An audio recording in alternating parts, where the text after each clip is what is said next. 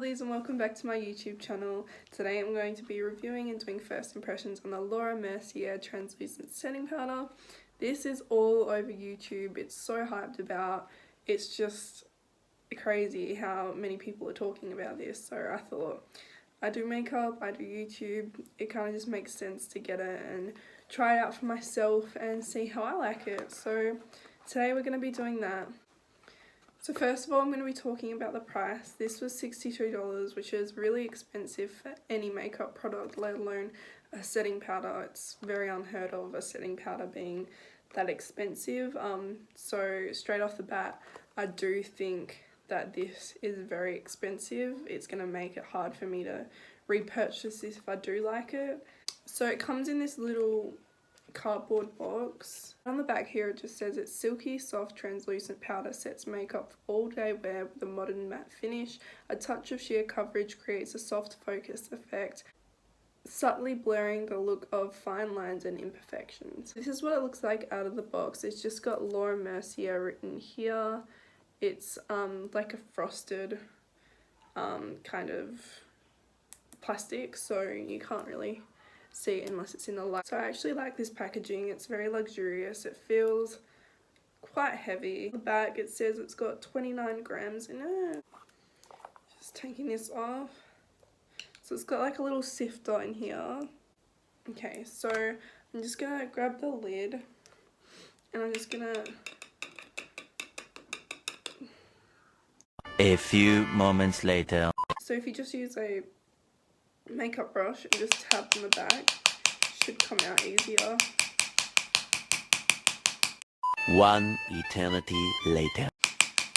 I've got this much in there, and I'm just going to take my beauty blender. This is very dirty and it's just used for setting powders, and I'm just going to dip it in there and apply it underneath my eyes. Oh, by the way, I just used the NARS Radiant Longwear foundation and the Bare Minerals foundation stick for contour and Age Rewind Maybelline concealer.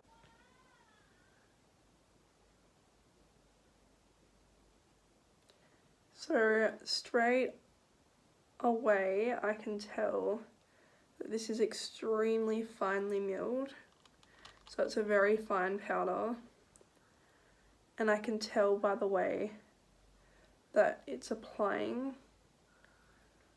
It's not chunky or anything like that. It's just very easy to put on. And when I bake, I just press the product in.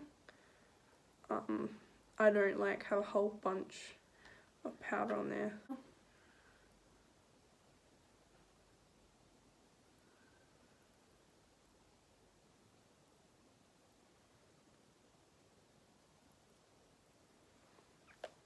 Okay, just gonna put a little bit more underneath my eye here, just because I really want that to be brightened up. Okay, so this is with and this is without. As you can see, it has done a really good job of kind of airbrushing it out and making it look really nice and matte and smooth. So this powder is very mattifying. You can definitely see it's brightening because under here I've got a little bit of darkness and it's kind of just covered that up.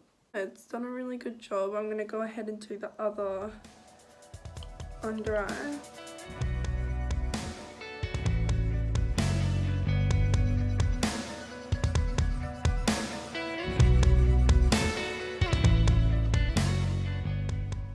Giving me a very smoothing effect, which I like. It looks really good.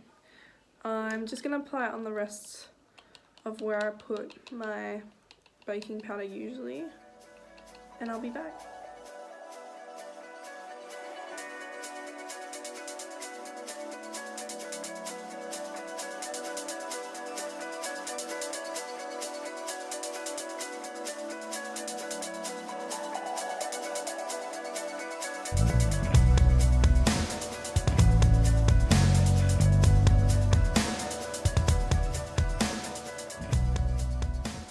Okay, so I've applied the powder on the rest of my face. And yeah, it's done a good job. It's very smoothing, it's very mattifying. And yeah, I just think it's a great powder. I personally probably wouldn't repurchase this only because of the price. There are a lot of other good powders out there that are cheaper, and so I think I'd just reach for them more simply because I don't have a lot of money and I'm not someone that's gonna spend $62 on a powder every time I need a top up. So I'm just gonna go ahead and do the rest of my makeup off camera, and then I will come back to you with my final review. So I'm back, I've done the rest of my makeup, and I'm gonna tell y'all my final review. So my final review on the Laura Mercier powder, I think it is really nice. I think it's really smoothing. I think it really just kind of blends into your makeup nicely.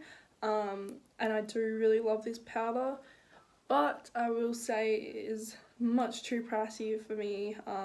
If you're like me and you don't have much money, you'll understand that I just can't afford to repurchase this, and I do think there are other powders out there that are just as nice as this that are on a little bit cheaper side.